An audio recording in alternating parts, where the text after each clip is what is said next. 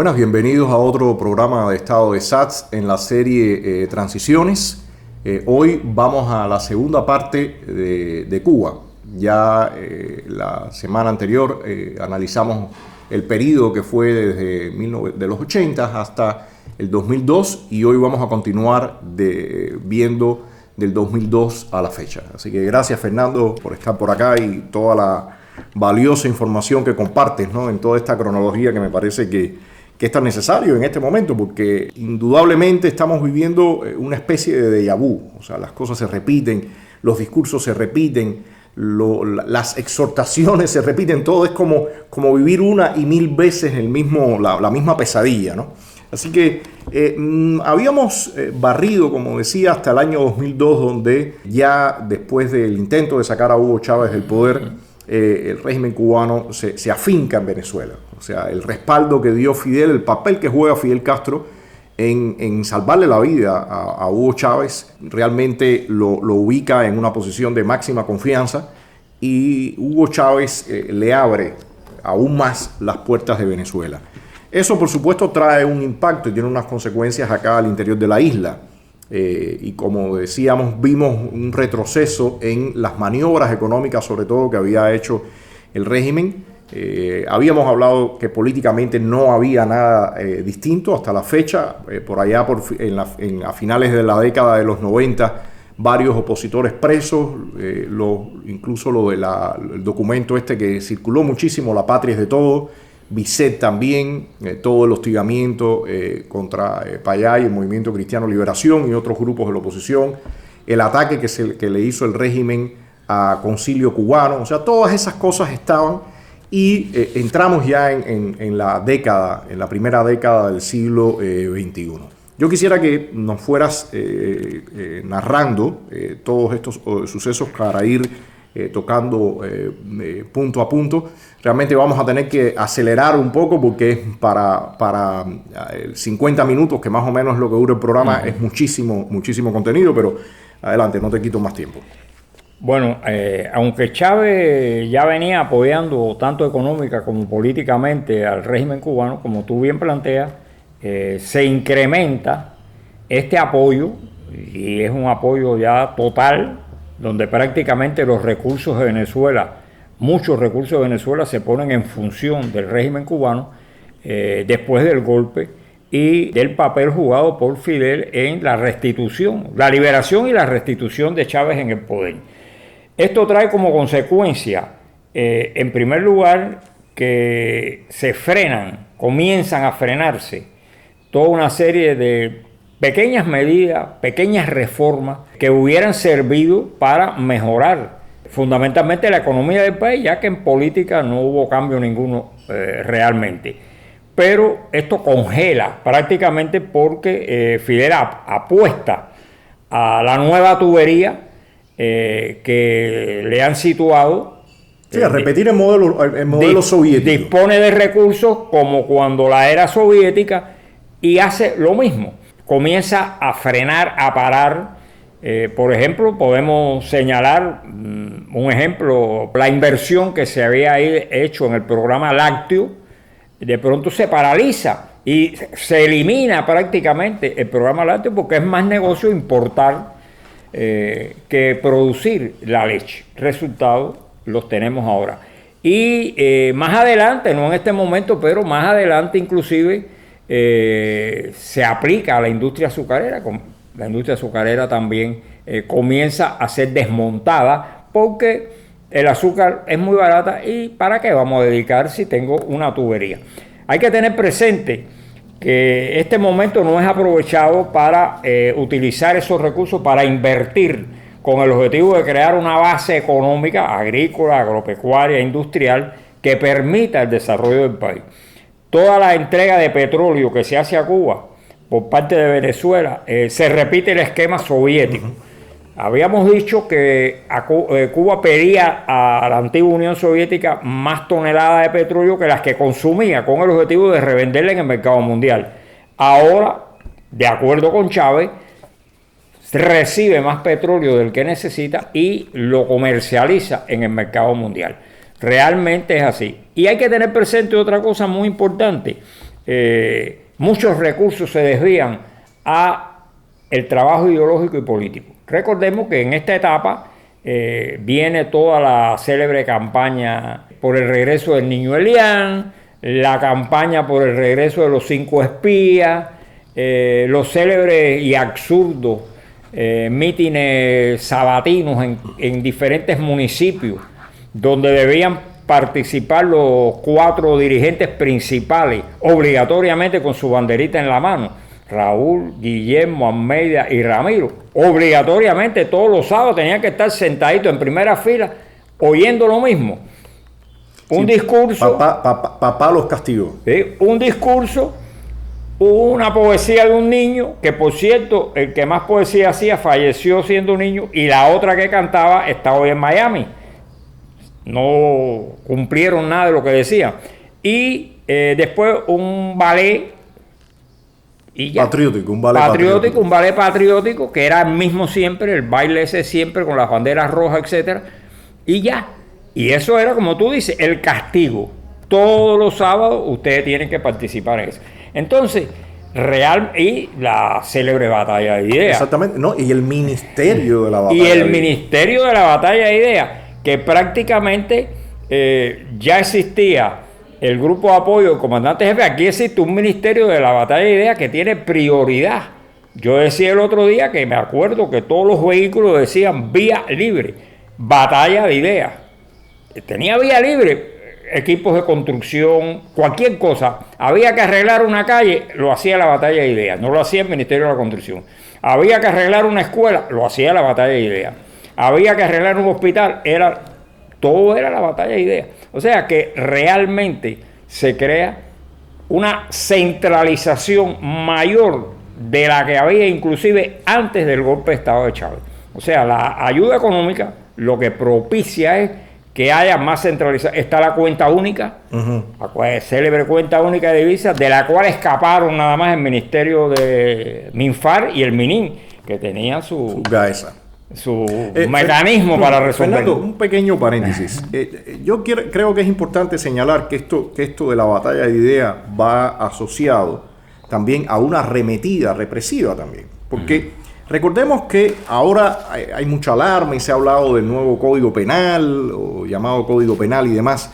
Pero señores, eso siempre ha existido. En esos años 90, independientemente que ahora hay como una especie de relanzamiento generalizado, ¿no? Con la nueva constitución, llamada nueva constitución y todo lo demás. Pero recordemos que en ese año, en los años 98 creo que sale la famosa Ley 88.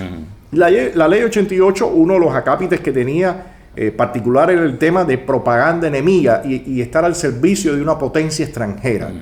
Eso trajo por consecuencia que inmediatamente después, ya en el 2003 vino, ya cuando Fidel se siente seguro, recordemos que Carter estuvo antes, creo que como en el 2002 o algo de eso, menciona el proyecto Varela, se burlan de él en el aula magna de la Universidad de La Habana. Y después, como decía, en el año 2003 viene esa arremetida de los 75 opositores encarcelados. Vino la cuestión de la lanchita, el fusilamiento de los 3 jóvenes de la lanchita. Y el régimen en ese momento puso en práctica esa Ley 88. O sea que esto que está ocurriendo ahora del nuevo Código Penal y todo lo demás es un refrito de eso que ya vimos en esa época. Como decía, en este caso es a nivel general, ¿no? por el lanzamiento de la llamada Constitución. Entonces, en esa arremetida está todo esto de la famosa batalla de ideas, ¿no? Lo de los 5 espías también y demás. Evidentemente, el régimen sentía que tenía una inyección de nuevos recursos, sintió la debilidad en lo político y en lo ideológico y se lanza en esta campaña nacional. En ese momento también surge la tristemente famosa Mesa Redonda. O sea, ese es el periodo donde está todo ese grupo que algunos después llamaban los talibanes, ¿no? Todo ese grupo de gente. Y evidentemente marca también todo el periodo de Bush, que sale ya en el año 2009. O sea, todo este periodo está marcado por eso, aunque, y ahora ya te cedo nuevamente la palabra, queda de alguna forma interrupto con la caída de Fidel Castro. Primero la caída literal, cuando se En cae, el ya Cotorro, eso en el empieza. Cotorro, sí. No, se cae en el Cotorro, fue en Santa Clara. Él se cae en Santa No, en Él se Cotorro. desmaya primero en el Cotorro. Se desmaya en el Cotorro y después se cae en Santa Clara. Sí. Entonces, todo esto evidentemente ya va marcando la decadencia ya de Fidel Castro y la entrada en el ruedo de Raúl Castro, aunque en todo este periodo recordemos que se constituye el ALBA a partir de la aparición de múltiples gobiernos de izquierda en toda la región, muy relacionados con el castrismo, y el aumento de los precios del petróleo que le pone una inyección tremendo, los famosos petrodólares, a este invento de Hugo Chávez y de Fidel Castro llamado ALBA, que de alguna forma es ya aterrizar el famoso Foro de Sao Paulo, ¿no? O sea, todo esto es un paquete entero que está ocurriendo en esa primera década con correspondientes implicaciones acá dentro de Cuba. Ya tú estabas mencionando la vuelta atrás con aquello de concentrar todo en la cuenta única, y yo mencionaría otros aspectos que hoy en día estamos sufriendo. Recordemos, otra de las campañas fue la famosa revolución energética, que lejos de ir a hacer un trabajo a fondo y una inversión a fondo en todas las termoeléctricas, se pusieron la curita aquella famosa de los grupos electrógenos, y él explicando por qué era mucho mejor, y al final lo que tenía detrás era todo el petróleo regalado de Hugo Chávez, y ahora 20 años después estamos sufriendo las consecuencias de esas pésimas decisiones, ¿no? Sí, hay una realidad, y es la siguiente. Cuando comienza la declinación ya vista, que se veía física de Fidel, con el desmayo y la caída, y el gobierno temporal de Raúl Castro, o sea, un gobierno temporal en el 2006 a 2008, en el cual él fija inclusive los personajes que deben formar parte de este gobierno y que no pueden ser tocados. O sea, él fija que el presidente del banco, Laje, el otro, no pueden ser tocados. Raúl gobierna, pero con esas condiciones. O sea, obligado. Y teniendo en la mira algunos de ellos, porque después vimos lo que pasó. Y teniendo ya en la mira algunos de ellos, porque vemos que después, cuando le dan la oportunidad, barre con todos ellos inmediatamente. Pero bueno, ahí está obligado a gobernar, entre comillas, porque sigue gobernando Fidel Castro desde la cama, a hacer las cosas ahí. De todas maneras, hay una realidad. Cuando hace las inversiones en estos grupos electrógenos, etcétera, ahí no se construye ninguna central energética, ni se repara capitalmente ninguna central energética. Ahora se está hablando de reparar la principal central energética, pero sin embargo lo que está haciendo es contratando, alquilando centrales flotantes a Turquía para subsanar. Soluciones paliativas. Eso es paliativo, eso no resuelve ningún problema, porque todas las centrales son obsoletas. O sea, esas centrales se diseñan para 30 años, ya todas están pasadas de 30 años, todas son obsoletas y tú no has hecho una sola inversión. Ahora viene aquí, y es importante tener en cuenta que, bueno, y perdón, Fernando, un pequeño paréntesis. No es solamente incluso la falta de inversión, la casi ausencia total de inversión en esas termoeléctricas, sino después en todo el sistema eléctrico nacional. Porque recordemos que hace unos años atrás estuvieron durante ese periodo también cambiando los metros contadores de electricidad, todo lo demás, y todo eso se ha quedado como al garete, ¿no? Siempre tiene esa euforia inicial y después decae. Y eso es lo que ha venido ocurriendo, ¿no? Y eso inclusive, estamos hablando de la energía, pero eso ocurrió en el ferrocarril. Recordemos que la antigua Unión Soviética había dado un crédito y toda una serie de cosas, pero después Rusia ratificó un crédito para renovar el ferrocarril. Y de pronto, en la bonanza creada por Chávez, todos los recursos que estaban dedicados o que estaban previstos para el ferrocarril se viraron hacia el Mariel. Y todo lo que era vía férrea, traviesas, travesaños, todo se dedicó al Mariel. Y el ferrocarril se dejó abandonado totalmente. Hoy en Cuba no existe ferrocarril, o sea, realmente no hay. No, lo que queda es... No, es un tren que va una vez a la semana y regresa a Santiago de Cuba. Ya no hay ramales, eso no existe. Aquel célebre tren que iba a Holguín después de 14 años, volvió a paralizarse, no va a ningún lado ya. O sea, no existe ferrocarril y no existe transporte en Cuba tampoco, para no seguir por ese camino. De todas maneras, viene la etapa ya de Raúl como presidente oficial. Ya, Fidel ya no es temporal, sigue ahí, pero bueno, ahora el presidente es Raúl. El compañero Fidel pasa a la fase del compañero Fidel. Pasa a la fase del compañero Fidel, que va a ser tenido en cuenta en todas las decisiones y su opinión es válida, pero no es ya ni el primer secretario ni es el presidente. ¿Qué sucede realmente aquí? Y esto es interesante, pienso yo, marcarlo. Raúl siempre trató y nunca logró realmente la institucionalización del país. O sea, eso lo trató de hacer desde el año 76 con la Constitución. Sí, se hicieron los documentos, se hizo la Asamblea Nacional, pero en realidad eso Fidel no lo tomaba en cuenta. Fidel mandaba y ordenaba como le daba la gana con su grupo y le pasaba por arriba al partido, a la Asamblea Nacional, al Consejo de Ministros y a quien fuera.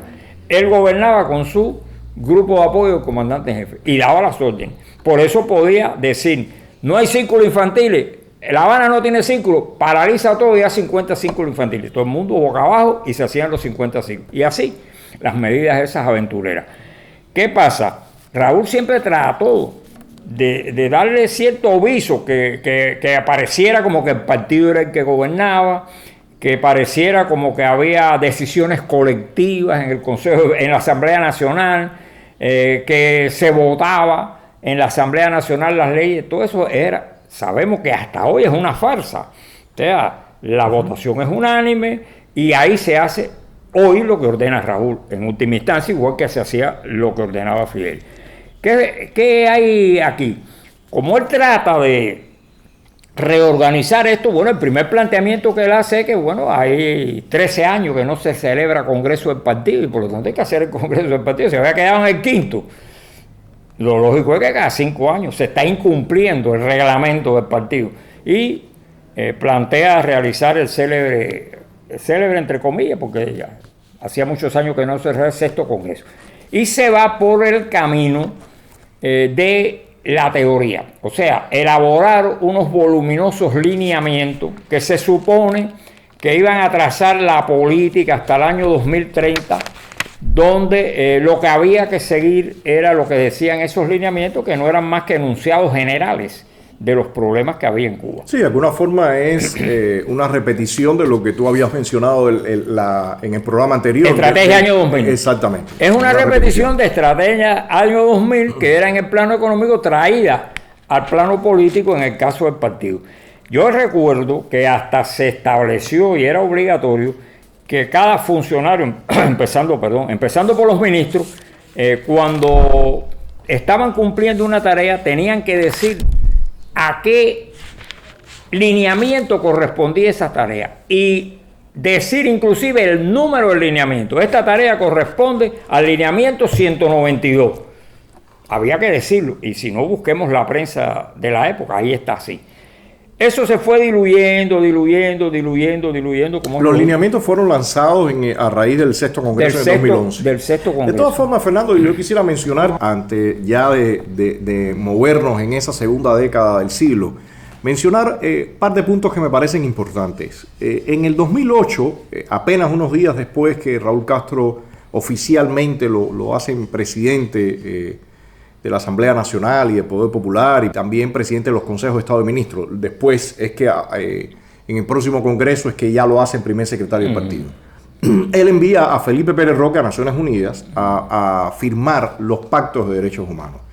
Muchos tomaron aquello como quizás un primer paso, un movimiento para algún tipo de proceso de reformas. Después se vio que evidentemente no iba por ahí. Incluso llegaron a publicar algunos abogados acá del patio artículos donde explicaban por qué no se podían implementar los pactos y él señalaba en ese artículo que esa implementación iba a ser un desmontaje del propio sistema. Ellos dan la firma. Este es un tipo de herramienta internacional que lleva una ratificación y una vez ratificado sí ya es de obligatorio cumplimiento e implementación, o sea, son herramientas vinculantes. Por supuesto, ellos frenaron y no dieron más pasos. Aquí el tema importante es que en el 2009 toma la presidencia de Estados Unidos Obama. Y a partir de eso está claro que hay el interés de realizar algún tipo de distensión en las relaciones con el castrismo y ver cómo se puede lanzar o relanzar una nueva política, como ellos dijeron. Mi opinión es que la idea inicial era ese deshielo que ocurrió a finales de 2014, iniciarlo desde un primer periodo, por alguna razón eso se paralizó, se dio marcha atrás.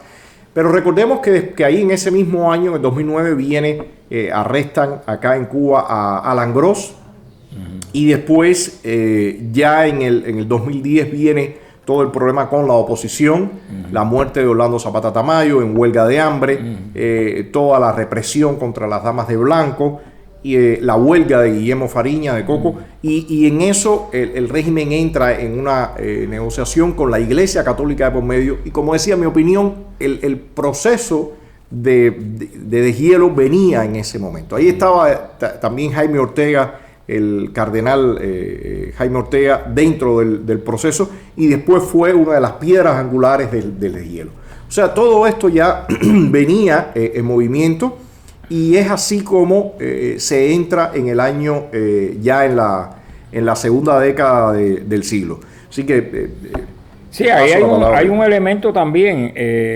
Al principio, cuando Raúl asume oficialmente los cargos gubernamentales, todavía no lo del partido, sigue siendo segundo secretario, se crea determinada esperanza. Inclusive está el discurso aquel de Camagüey del vaso de leche. Exacto. Que en definitiva ni leche ni vaso. Pero bueno, y toma toda una serie de pequeñas medidas, porque en definitiva digo yo pequeñas medidas, porque lo que él hace, sus reformas consisten única y exclusivamente en eliminar las prohibiciones absurdas que había establecido Fidel Castro. O sea, permitir la compra-venta de vehículos y casas, que ya se estaba haciendo generalizada de forma ilegal en todo el país, pero que ya se estaba haciendo. Permitir darle pasaporte a las personas que querían viajar, etcétera, incrementar el trabajo por cuenta propia, fundamentalmente. O sea, medidas de ese tipo que liberaban un poco el sector económico, no la cosa política, pero sí el sector económico.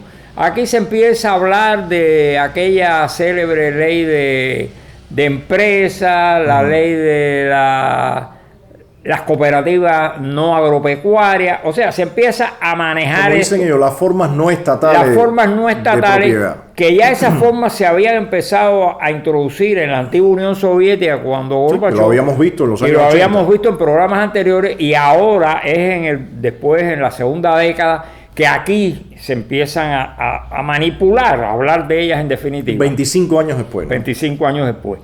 ¿Qué pasa en realidad?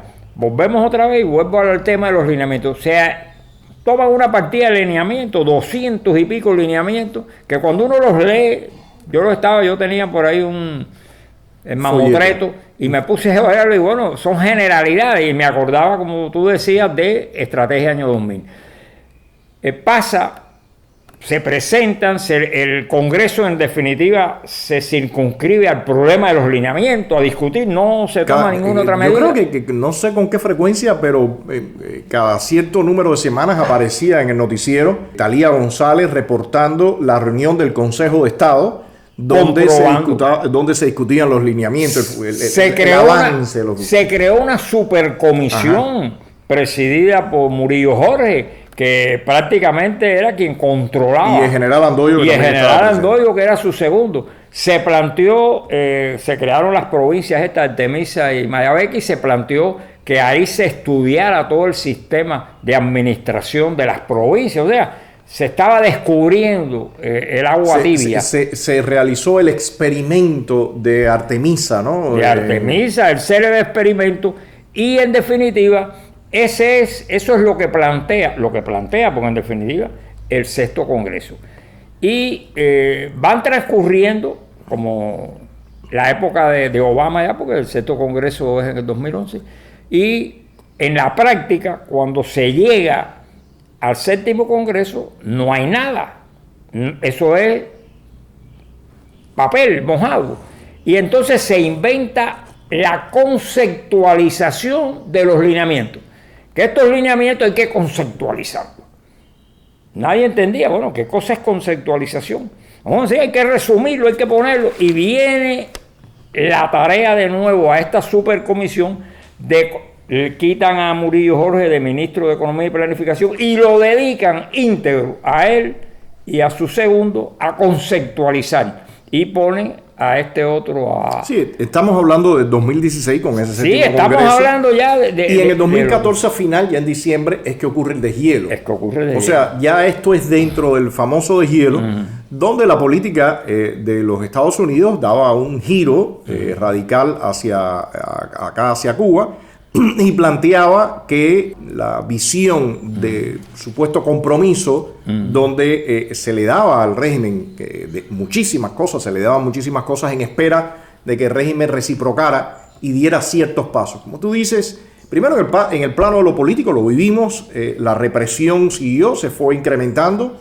En el plano de lo económico, ellos amagaron, pero realmente los que se llevaron por mucho, los que empezaron a usar todo ese proceso de deshielo, fueron los actores que estaban bien posicionados dentro de ellos. Por supuesto, Gaesa empezó a crecer tremendamente, a afincarse en todo el sector financiero, en todo el turismo también. Y aunque sí hubo un incremento en todos los cuentapropistas y demás, pero siguieron todos esos impuestos elevadísimos, todas esas trabas burocráticas, todo el acoso por parte de inspectores. O sea que realmente sí mejoraron, digamos, en un pequeño por ciento, dado que había más movimiento en el país, pero la tajada mayor se la llevó sin duda el régimen y sus leales, ¿no? Entonces, yo diría que en este periodo del 2014, bueno, después desde hielo, el régimen, bueno, ya estaba metido dentro nuevamente de restablecer los congresos del partido, tomó aquella posición, Raúl Castro, de decir que no se iba a ceder ni un milímetro.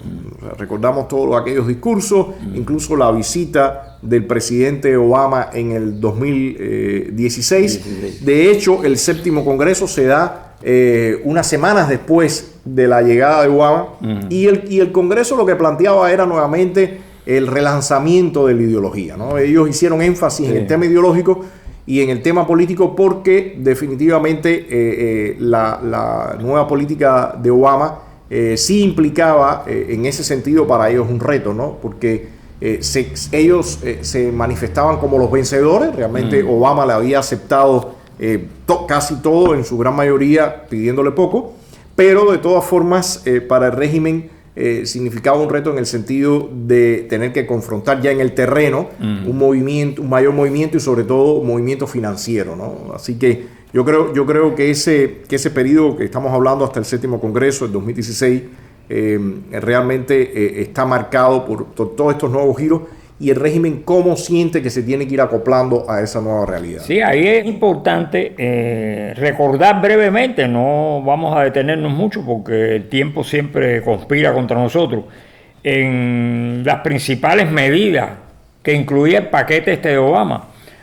O sea, el paquete de Obama incluía la participación en la investigación médica e importación de productos farmacéuticos, el célebre intercambio pueblo a pueblo entre cubanos y norteamericanos, las cuestiones de la aviación civil con el problema de la restauración o la instrumentación de los vuelos a los aeropuertos de provincias, etcétera, la producción farmacéutica, la producción de tabaco, toda una serie de incrementos en eso. Lo relacionado con el transporte, recordemos que el transporte incluía el ferry, restablecer el ferry, que Cuba nunca lo aceptó, no restablecer el ferry que había, Cayo Hueso, La Habana, los viajes turísticos, incrementarlo, el envío de bienes adquiridos por internet, o sea, productos que tú adquirías por internet que se pudieran enviar de los Estados Unidos hacia Cuba, y la eliminación a las embarcaciones que realizaban comercio con Cuba y que no podían tocar puertos norteamericanos después hasta un plazo de 6 meses por lo menos, la mayoría de ellos. Y también la libertad de las remesas. O sea, eran... Y las telecomunicaciones también. Las telecomunicaciones, todo lo que tiene que ver. O sea, era un grupo de medidas, era la alfombra roja que cuando se dieron cuenta, pues inmediatamente empezaron a recoger cabos y a no instrumentar. Me acuerdo que me viene al caso ahora, se habló hasta de una fábrica de ensamblaje de tractores en el Mariel, que iba a ser una inversión. Sí, porque al final el Mariel, que este proyecto arranca en 2009, está montado en la visión de un nuevo restablecimiento de relaciones. O sea, porque si no, no tendría sentido la zona de Mariel. No tenía sentido. Ellos pensaban que los supercargueros iban a atracar en Mariel, dejar ahí sus contenedores y después... Bueno, hay videos de promoción de Mariel que hablaban de todo esto. De todo eso, de distribuirlo hacia el sur de los Estados Unidos, hacia la Florida. Bueno, todo eso se quedó en borraja, como se dice vulgarmente. Y aquí entra...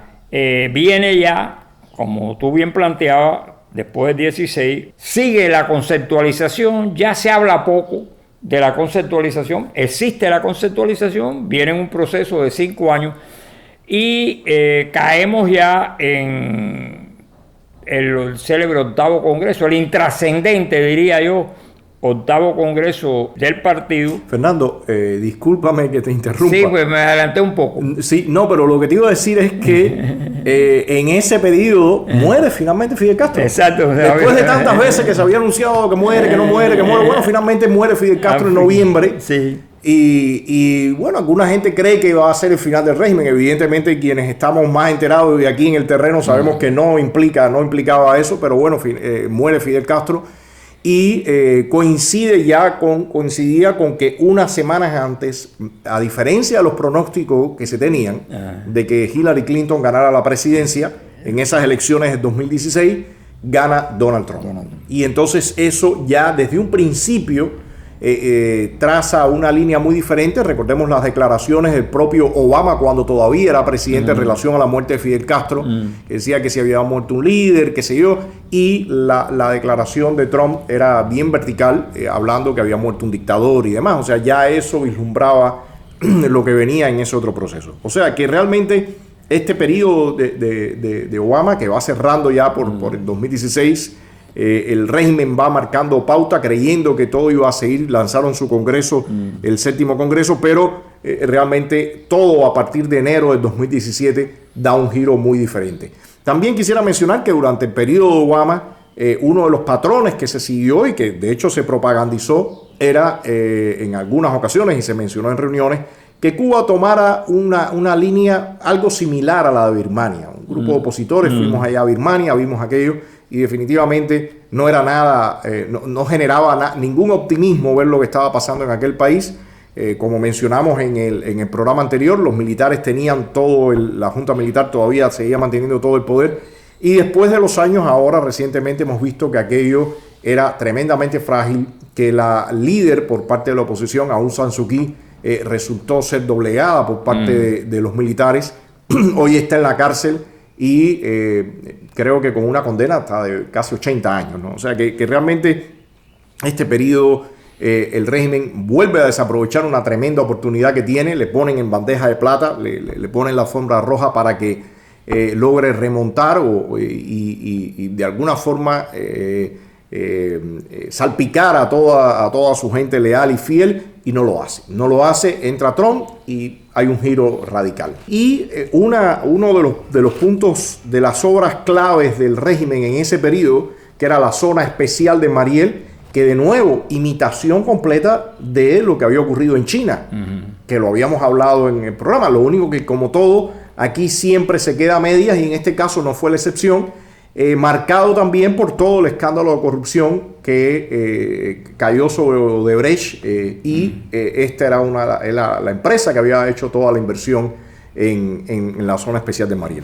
Así que terminamos ese año 2016, estamos en ese periodo que entra Donald Trump, y realmente todo lo que parecía se queda trunco y arranca la nueva presidencia revirtiendo todas las medidas de Obama y poniendo sanciones. No sé. Y además hay que tener en cuenta que aquí también se producen los cambios, o sea, viene el nombramiento de Díaz-Canel como presidente, viene la creación del cargo de primer ministro, viene después también posteriormente la nueva constitución y toda una serie de medidas como de blindaje de que, bueno, se ha olvidado todo esto que se preveía hacer cuando Obama. La época Trump cierra ya, viene la COVID, viene la epidemia también, se monta sobre esto y prácticamente se cierra este ciclo y se cierra también el gobierno cubano. Se cierra y vuelve a retomar las mismas cosas de hace 30, 40 años anteriormente, como si fueran cosas nuevas. Hoy mismo, y bueno, desde hace tiempo para acá, vemos que hay un incremento, primero de la represión y después también del trabajo del adoctrinamiento ideológico, pensando que con el adoctrinamiento ideológico se pueden resolver los problemas. Sin embargo, no hay nada concreto que cambie la estructura económica del país, que es lo fundamental. No hay ninguna medida. Fernando, ellos lanzan, y no es realmente casualidad, que en el año 2013, bueno, ellos lo dicen oficialmente, sabemos que desde un poquito antes ya estaba tejiéndose toda esta nueva relación con los Estados Unidos. Ellos dicen públicamente que desde mayo de 2013 había empezado el proceso de elaboración de la nueva Constitución, que se suponía que iba a servir de plataforma para todo el proceso de deshielo y toda esta nueva estructuración estatal, donde ellos separaban funciones, disponían de distintos personajes en el cumplimiento de esas funciones y todo este diseño que en un final, por lo menos desde mi perspectiva, lo que buscaba era la supuesta institucionalidad, pero dejaba bien claro, y lo dice el propio mamotreto constitucional, que según ellos es el partido, la suprainstitución, después el poder popular y después las localidades, pero todos sabemos que realmente el diseño era ese grupo militar, esa élite alrededor de Raúl Castro, después el partido y después el poder popular. Al final, como todo se estanca, se están dando cabezazos entre ellos, y tú lo has mencionado fuera de cámara, lo hemos hablado y en otros programas, que realmente hay una repetición de las funciones de todos, porque ese diseño que ellos habían lanzado o ese esquema que ellos querían lanzar, al final, al quedarse todo estancado y a media, incluso retroceder, bueno, ha hecho que el aparato gubernamental e institucional no cumpla apenas ninguna función, esté haciendo exactamente lo mismo que se hacía en los 80, en los 90 y después en los 2000. Y en definitiva, el aparato gubernamental se ha vuelto más burocrático todavía que lo que era antes, porque están multiplicados los cargos. Exactamente. Por ejemplo, llama la atención que cada vez que hay una reunión de gobierno, esa reunión está presidida por el presidente, el primer ministro y el viceprimer ministro, Ojeda. Entonces hay tres figuras al mismo tiempo que se supone que están dirigiendo, cuando lo lógico sería que si es una reunión de gobierno, la preside el primer ministro, que es el jefe de gobierno. El presidente tiene otras funciones, ¿no? Me llamó la atención inclusive, y creo que lo comenté contigo, que ahora cuando las inundaciones y las lluvias, en la defensa civil, en la mesa de dirección, de nuevo, Díaz-Canel, Marrero y Ojeda. Para resolver el problema de las inundaciones hacen falta que los tres estén juntos, o es que se ponen de acuerdo a tomar la decisión. Es una decisión, o la toma uno o la toma otro. No hace falta que las tres figuras estén juntas. Con uno entonces es una multiplicación. La Asamblea Nacional no cumple ningún papel, nada más que aprobar unánimemente lo que le presentan, no tiene papel ninguno.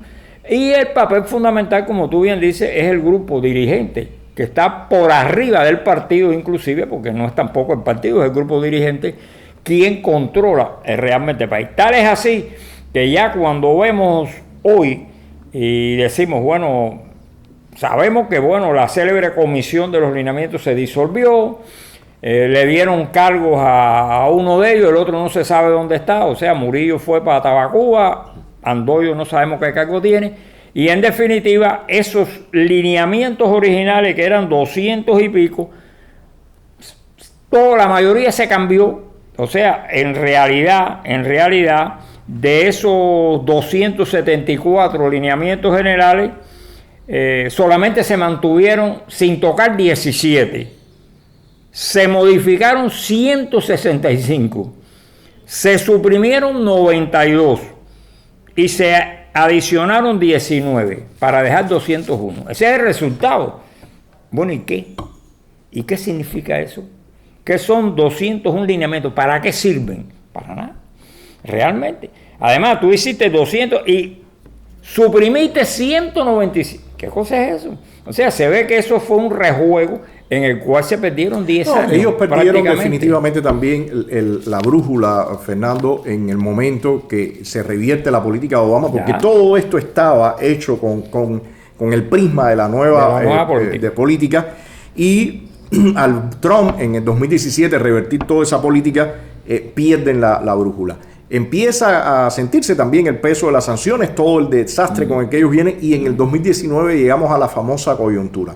Fernando, antes de entrar en ese momento, yo sí quisiera mencionar que todo el aparato tremendamente burocrático, ese monstruo, ese elefante en una cristalería que tiene el régimen cubano, donde tenemos todo el aparato partidista, todo el aparato del poder popular, todo el aparato de las organizaciones de masa. O sea, todo eso, el aparato también de control y represión, que es inmenso. O sea, cuando uno analiza qué % de la población en edad laborable está enfocada en todo este sistema de control, de propaganda e inoperancia también, mira, realmente no hay forma de que este país funcione. Y recordemos que también hace un tiempo atrás ellos hablaron de reducir la plantilla y todo eso, pero eso al final termina siendo nada, porque incluso este mismo aparato es hoy en día quien se encarga muchas veces de esos decretos ley y todas esas medidas implementadas, convertirlas en nada. Y no van a permitir, porque ellos viven de eso, todo ese inmenso grupo de inspectores. O sea, no hay nada que esté funcionando en este país hoy en día. Sí, en realidad, ¿qué ha pasado? El aparato estatal burocrático general y el aparato partidista burocrático, que también es burocrático, se ha multiplicado en las provincias y en los municipios. Y son miles, por no decir millones, son miles de personas, miles de funcionarios que, viviendo precisamente improductivamente, porque todos son improductivos, que se dedican a eso. Y realmente uno dice, bueno, ¿cómo es posible que existe ese aparato multiplicado? Vamos a ir a la unidad inferior, vamos a ir al municipio, y no es capaz de resolver los elementales problemas municipales, como puede ser el bacheo de una calle, un problema de vivienda, un problema... No, son totalmente inoperantes. Cubano, todos se están dando cabezazos. Inoperantes. Entonces uno dice, tienes todo un aparataje, pero ese aparataje es incapaz ni siquiera de recoger la basura, es incapaz de arreglar un bache, es incapaz de apuntalar un edificio. No hace nada. Y uno ve en las redes que constantemente la gente está denunciando, y no pasa absolutamente nada. Ahora mismo está el nuevo sistema de distribución de la miseria, que en definitiva es lo que es. Entonces, ¿a qué ha vuelto? Bueno, ha vuelto al comercio de plantación, donde antes la persona podía comprar solamente en la plantación donde trabajaba. Entonces, en lugar de avanzar, vas hacia atrás. Yo estaba leyendo que ahora mismo, por ejemplo, previendo tal vez que las medidas de Biden iban a ser más amplias, en el mes de abril redujeron la compra de pollo en un 30% de Estados Unidos. El resultado es que no hay pollo. El pollo de población del mes de mayo todavía no se ha distribuido. No existe, estamos a 10 ya. Y las colas para comprar pollo, como está reducida, se ha reducido un 30%, no hay pollo, tú no lo produces. O sea, que en realidad son como golpes de ciego. Parece que están dando golpes de ciego realmente. No hay un plan. Y bueno, a partir del 2019, cuando lanzan ellos la coyuntura, la famosa coyuntura, sencillamente es un reconocimiento público de la tremenda crisis en la que están sumergidos, y aparece el imponderable del coronavirus, lo cual empeora la situación, por supuesto, a nivel global, pero aquí que ya estábamos en terreno totalmente fangoso, el escenario se hunde aún más. A partir de eso, de esa situación desesperante, meses, más de un año encerrados con todo sin la esperanza de que las cosas realmente repunten, ocurre el 11 de julio. Una explosión a lo largo y ancho del país, las más grandes desde que surgimos como república. En otros momentos han habido explosiones grandes, pero así que abarcara todo el país, decenas de poblados y municipios y zonas, y que fuera a lo largo y ancho. Bueno, esa es primera vez que hay tal fenómeno en Cuba. El régimen lo reprime, como ya hemos visto, cruelmente en ese día, pero después han venido todas las sanciones y las protestas internacionales. Y en todo este contexto, y quizás lo dejamos para allá un próximo programa, vamos cerrando por el tiempo, y en todo ese contexto también que habría que hablar de cuál es el estado de la oposición. O sea, mencionamos que cuando Obama la represión aumentó, hubo dentro del diseño o el mapa político dos sectores, uno que apoyaba el deshielo, otro que lo rechazábamos. Con ese diseño entramos en el año 2017. Durante el periodo de Trump, las sanciones fueron más efectivas y se implementaron, pero la oposición fue definitivamente abandonada, y eso lo hemos venido arrastrando. Yo creo que quizás, Fernando, podemos ir ya haciendo un alto para en el próximo programa retomar esta parte final, ya con Biden en el poder, el coronavirus, 11 de julio, toda esta situación, y entrar en cuáles son las propuestas, cómo vemos nosotros, qué es lo que hay que hacer en este sistema para que realmente, o qué tiene que pasar para que realmente Cuba pueda salir de este profundo hueco. No sé si hay algo más que quieras. Estoy de acuerdo contigo, creo que ya el tiempo ha volado. El tiempo ha volado, son muchísimas cosas. Terminar y ya dejar como introducción del próximo programa esto que estamos hablando. Perfecto. Bueno, le agradezco a ustedes todo el seguimiento que están haciendo, mover toda esta información, compartirla en las distintas redes sociales y demás, para que muchas personas que no tienen quizás la panorámica general puedan entender en qué estados nos encontramos hoy y hacia dónde movernos. Así que muchas gracias, Fernando. Muchas gracias a ustedes, y nos vemos en el próximo programa de Transiciones para ya cerrar, sería el último programa, cerrar con el tema Cuba. Muchas gracias.